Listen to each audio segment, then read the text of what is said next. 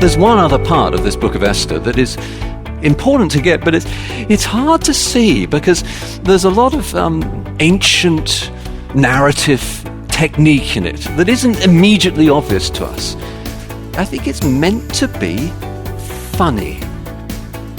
It's meant to make you laugh in a sort of gallows humor kind of way.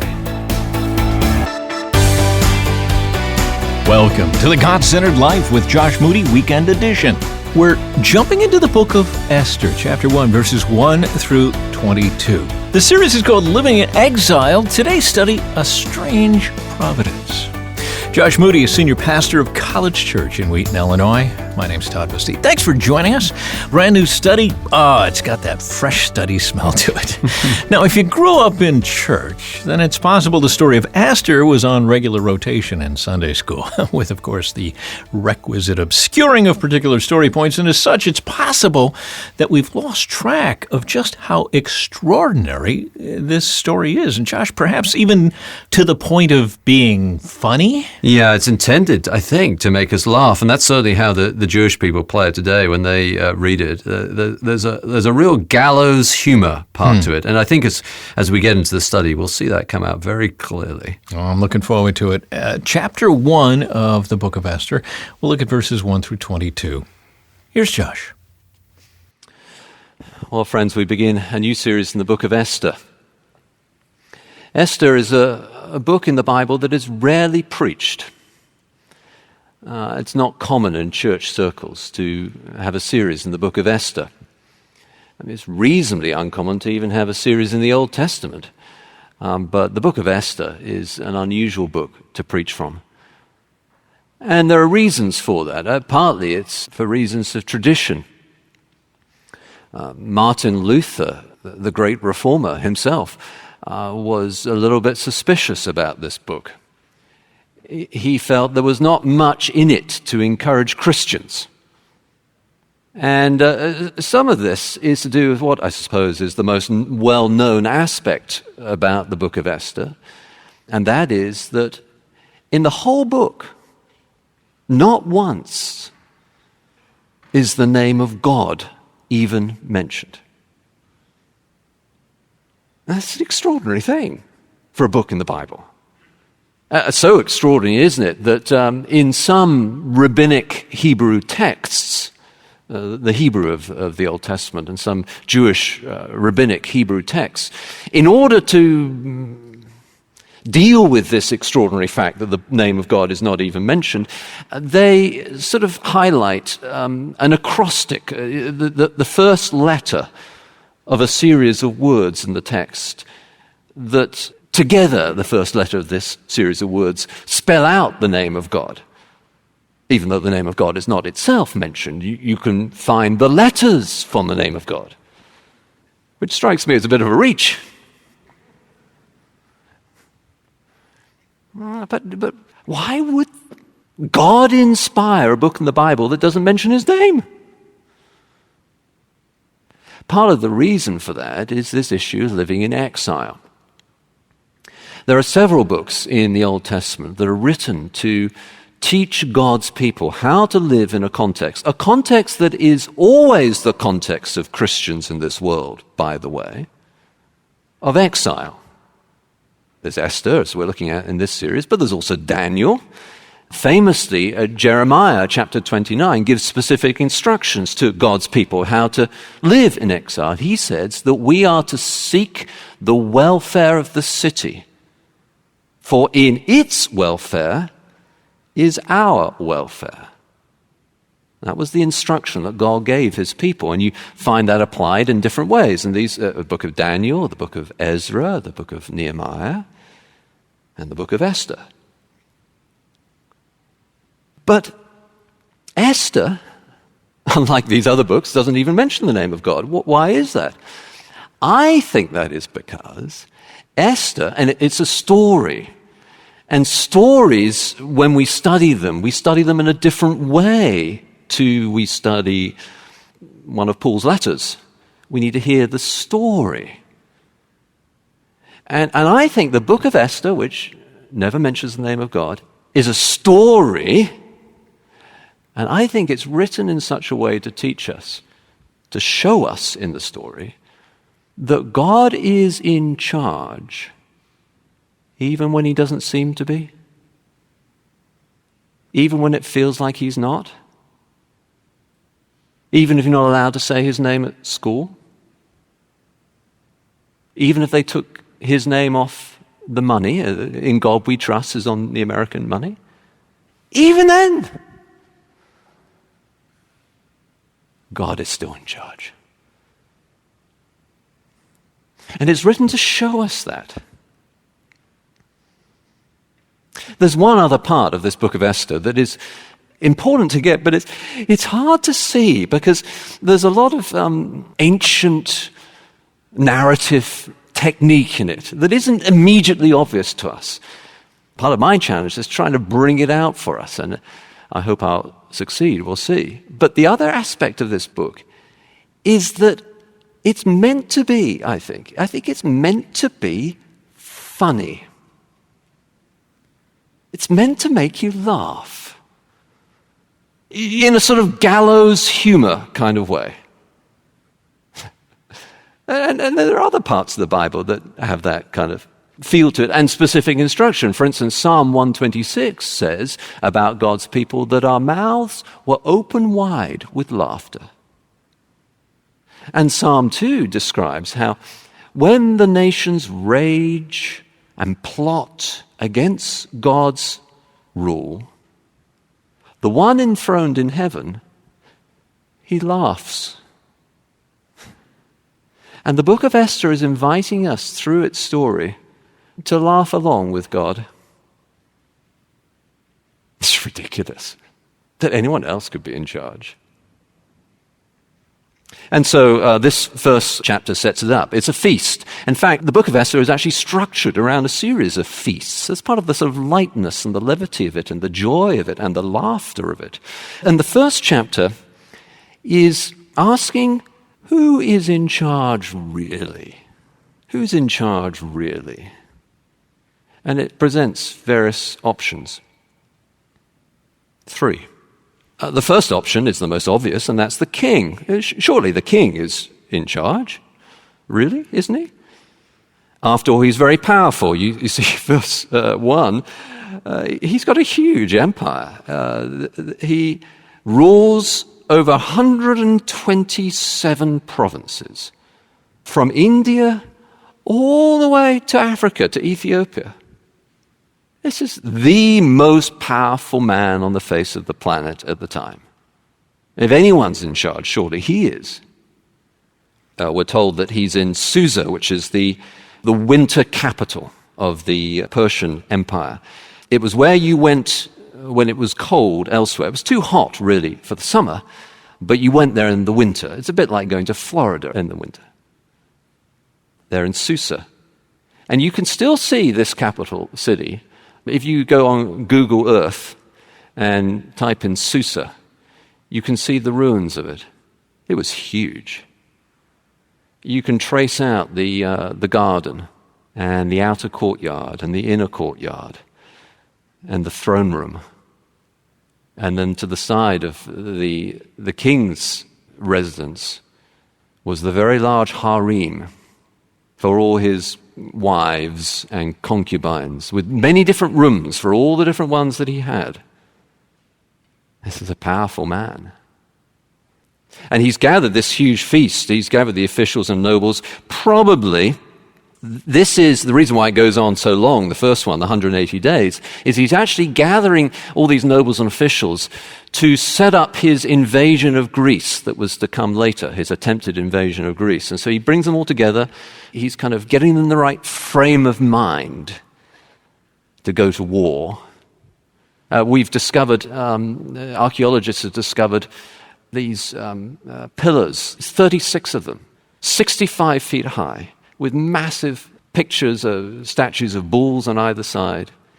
It's a huge place. Herodotus, one of the ancient historians, describes how when this king was coming back from Greece after his attempted invasion of Greece, and he was on his ship, the captain of the ship said to him the ship was in danger of sinking because it was too heavily loaded.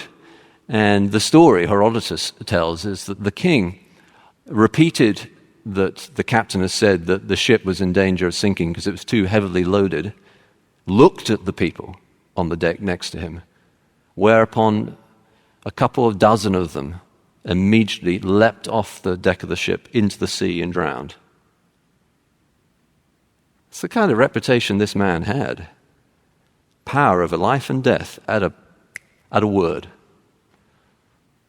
Later, when the capital Susa finally was conquered by Alexander the Great, Plutarch, another ancient writer, tells us that when they took away all the wealth, all the money, all the gold, all the silver that was there in that capital city, it required 10,000 pairs of mules, so 20,000 mules, and 5,000 camels to take away all the money and all the gold and all the silver. It's a sort of Fort Knox, hugely powerful, hugely wealthy. Surely he's in charge. But what's so funny, the book of Esther is telling us, is this man can't even get his wife to come to his own party? We'll continue looking for who's in charge in just a moment as we listen to a message from early in 2021. But first, a reminder that our contact page is ready and waiting. Your feedback to us means so much. It's so encouraging, and it helps us refine how these studies are presented to make them as useful for you as possible. That contact page lives on our website, godcenteredlife.org. We'd love to hear from you. Back into Esther now. Here's Josh. We've seen a lot of symbols of power in recent days. We've been told about a transfer of power. Pictures of the White House and Air Force One and military bands. All hail the chief. There's been no transfer of power. This king is not in charge. No king is. No human king. No president is. Not one. It's ridiculous to think they are. They all put their pant legs on in the same way each morning. They're not in charge. Well, if it's not the king, maybe it's the queen. And that's the next option that Esther presents. Queen Vashti, the queen in Persian elite aristocratic circles, and especially one of the wives, this is no doubt the sort of head wife of the king of Persia, was actually a powerful woman. Herodotus also tells us in this attempted invasion of Greece that one of his queens actually led a naval campaign successfully against some of the other Greek ships. This is a powerful woman. It's a sort of, the queen reported to no one else other than she was meant to report to the king, but no one else could tell her what to do. She's a sort of Amazon queen, if you like. And, as sometimes they say, maybe the king was the head, but really the queen was the neck that turned the head. After all, she said no to the king. By the way, the request that the king made to her almost certainly has a salacious insinuation to it, that when he says to her, "Come to my party wearing your crown," what he's saying is, "Come to my party wearing your crown and not much else." And she says no. And I say, good for her. I've got 2 daughters. If someone made that kind of request of them, I would hope they were strong enough to say no to. Good for her. We've seen a lot of that in the last few years too. Women have stood up in Hollywood and said no more. No more of this casting couch nonsense. No more. Good for them, I say. They stood up in business circles and said, no more. We will not be treated like this.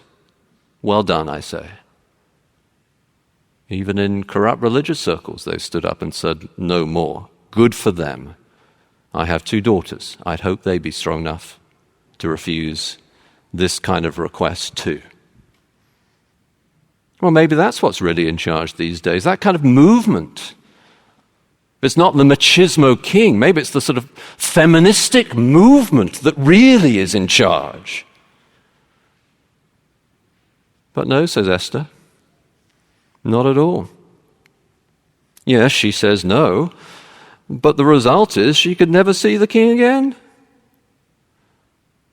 So much for her power. Well, then we come to surely the most likely option of who's really in charge, and that's the bureaucrats. The wise men, verse 13. These wise men are the individuals that the Greeks, and therefore reflected in the New Testament, called magi. They were viewed as so wise, so learned, so insightful in the ancient world that they were viewed as almost being magical. Magi. And we know from ancient records that the aristocrats were trained very early on and got ready and all sorts of complicated ways of getting them in shape physically and mentally. And then in their early years, they served in the military, in elite military forces. And then they went up through that. And then when they got to about 50, they retired from the military and then entered the bureaucracy, the administration, and gradually rose to the top of that. Well, surely they're in charge, the administrators. They're pulling the strings, right? The bureaucrats. The king's just a figurehead. He's a puppet. Behind that, there's all these administrators and all these powerful places in the empire, and they're pulling the strings. It's the deep state.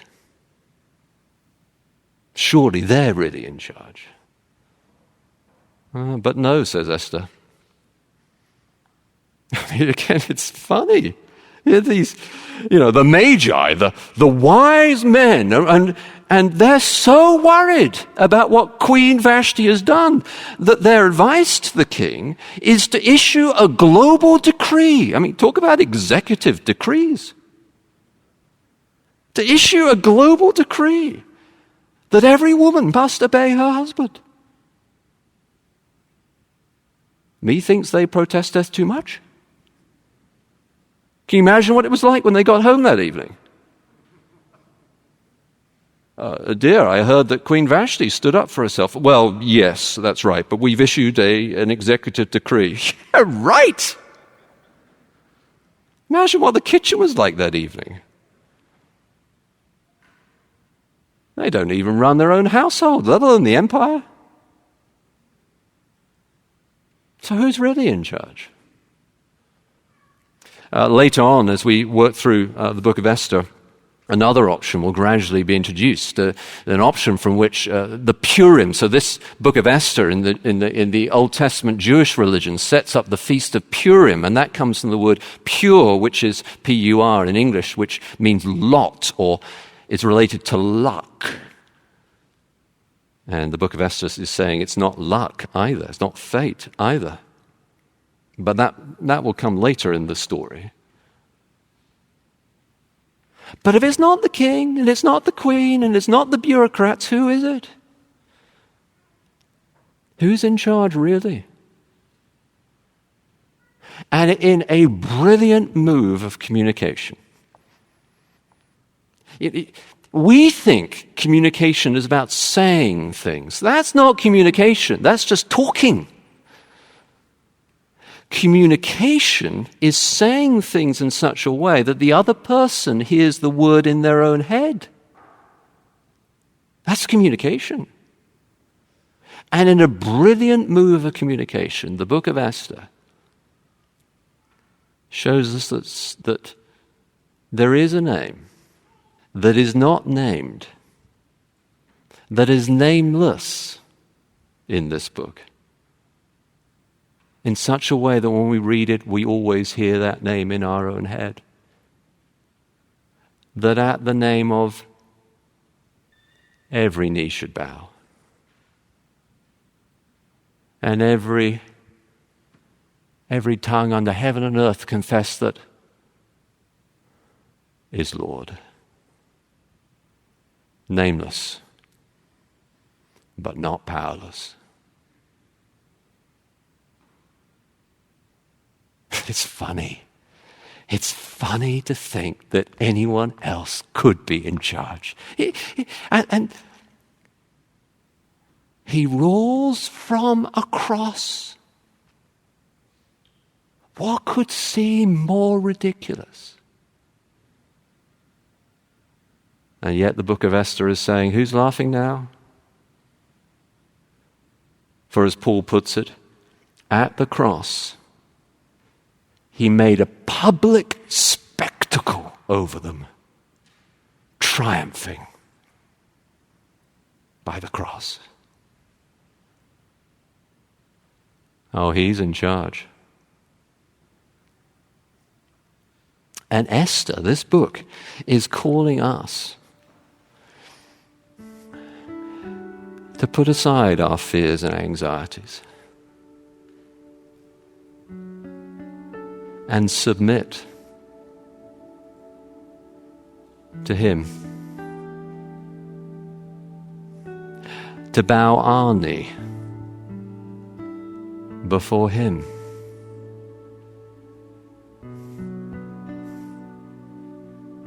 For He is in charge, even when He doesn't seem to be.